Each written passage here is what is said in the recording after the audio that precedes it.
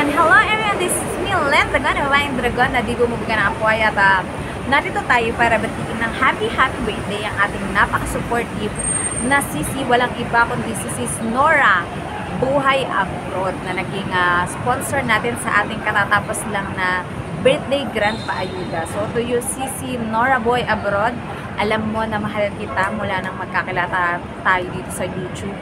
And talagang yung supportahan natin solid para sa isa't isa. So, to you, Sisi Nora Buhay Abroad, happy birthday, pagbati ni Len Dragon, ang babaeng dragon na di gumubuga ng apoy. And ayan, magkikita kami niyan. Before yung birthday niya, sabi niya October. So, ayan.